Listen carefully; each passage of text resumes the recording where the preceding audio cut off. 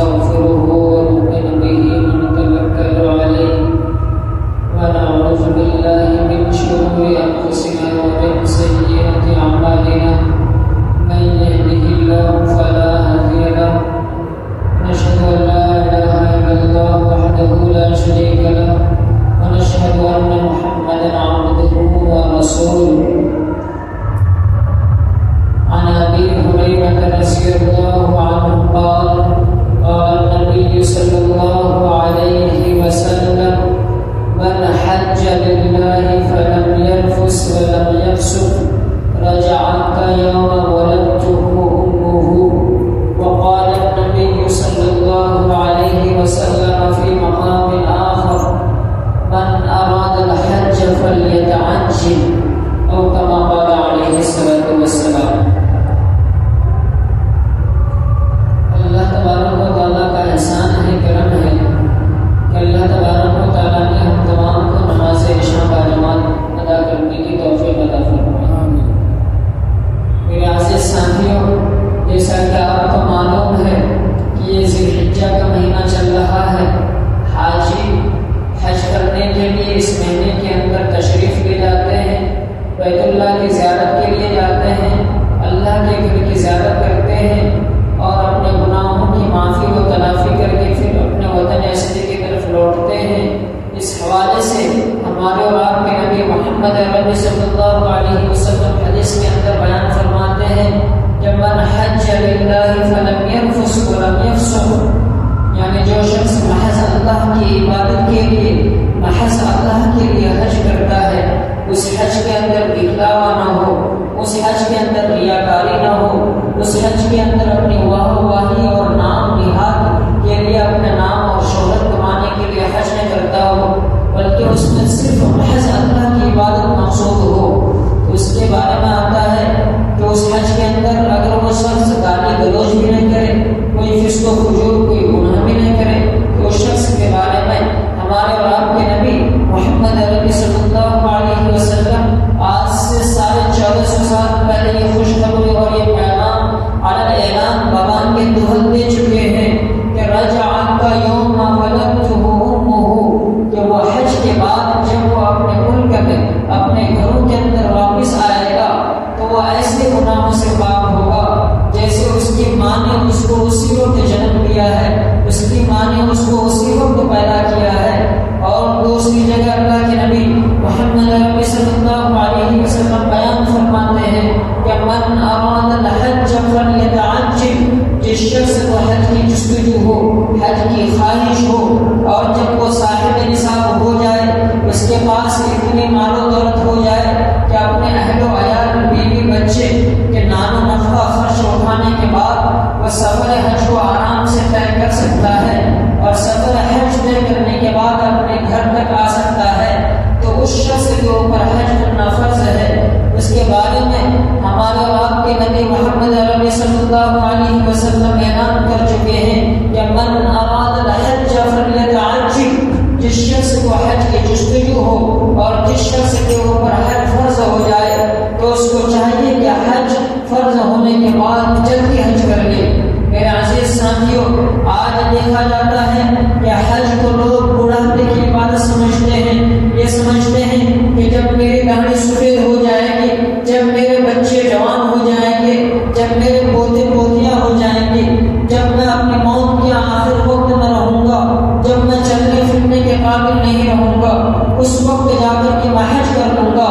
لیکن یہ غلط فہمی ہے. جب حج کسی بھی انسان کے اوپر فرض ہو جائے، چاہے عاقل ہو، بالغ ہو، مسلمان ہے،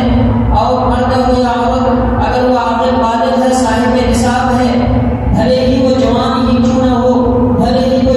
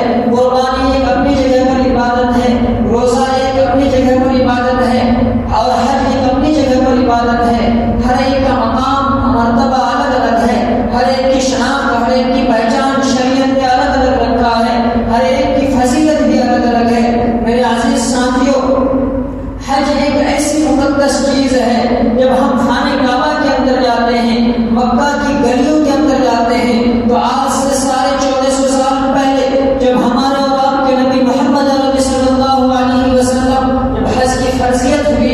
حضرت ہمارے اور آپ کے نبی محمد عربی صلی اللہ علیہ وسلم کے زمانے میں، یعنی جب حج فرض ہوا تھا سن 9 ہجری کے اندر حج کی فرضیت ہوئی تھی، اس سے پہلے بھی لوگ حج کرتے تھے، اس کا خانہ کعبہ کا طواف کرتے تھے۔ وہ لمبا چوڑا واقعہ ہے، پھر وہاں پر بتوں کو رکھا گیا، لیکن میں اپنے اصل موضوع سے ہٹنا مناسب نہیں سمجھتا ہوں، میں اپنے اصل موضوع کی طرف اسی پر گفتگو اور بیان کرنا مناسب سمجھتا ہوں۔ جب سن 9 ہجری کے اندر حج کی فرضیت ہوئی،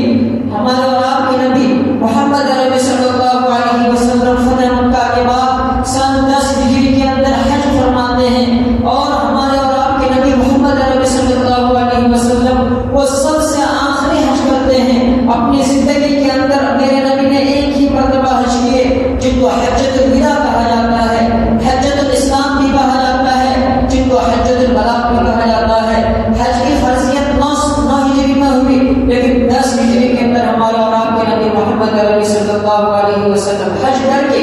حج کے ہر ایک ارکان کو، حج کے ہر ایک افعال کو، ہر ایک طریقہ کو باریکی سے کر کے ہمارے اور آپ کے نبی محمد عربی صلی اللہ علیہ وسلم نے بتا دیا کہ تا قیامت تک یہی طریقہ چلتا رہے گا، اس طریقے کے اندر کسی طرح کی تبدیلی نہیں آ سکتی ہے، اس کے اندر کوئی رد و بدل نہیں کر سکتا ہے۔ اسی طرح جب ہمارے اور آپ کے نبی محمد عربی صلی اللہ علیہ وسلم پر قرآن کو نازل کیا گیا تھا، تو لوگ اس کے بارے میں تحریف کرنے کی کوشش نہیں کی، لیکن اللہ تبارک و تعالیٰ نے اس کی حفاظت کے لیے جس طرح اعلان کیے تھے کہ انا نحن نزلنا الذکر و انا لہ لحافظون، کہ ہم نے قرآن کو اتارا اور ہم اس کی حفاظت خود ہی کریں گے، اور اس کی حفاظت کے لیے ہم حافظوں کو تیار کریں گے۔ اسی طرح ہمارے اور آپ کے نبی محمد عربی صلی اللہ علیہ وسلم کو حدیث مبارکہ، چاہے وہ حدیث قولی ہو، حدیث فعلی ہو، چاہے جتنی بھی حدیث ہو، ان تمام کے تمام مرویات کو، ان تمام کے تمام احادیث کو صحیح ستہ کے اندر، چاہے امام بخاری رحمۃ اللہ علیہ ہو، چاہے امام مسلم رحمۃ اللہ علیہ ہو، چاہے امام ابو داؤد رحمۃ اللہ علیہ ہو، امام ترمذی رحمۃ اللہ علیہ ہو، امام نسائی رحمۃ اللہ علیہ ہو، صحیح ستہ کے اندر ہمارے اور آپ کے نبی محمد عربی صلی اللہ علیہ وسلم کی ایک بات کو نقل کر دیے ہیں، اور ہمارے اور آپ کے نبی نے حجۃ الوداع کے موقع پر ہر ایک افعال کو کر کے دکھا دیا۔ میرے عزیز ساتھیوں، اسی حج کے حوالے سے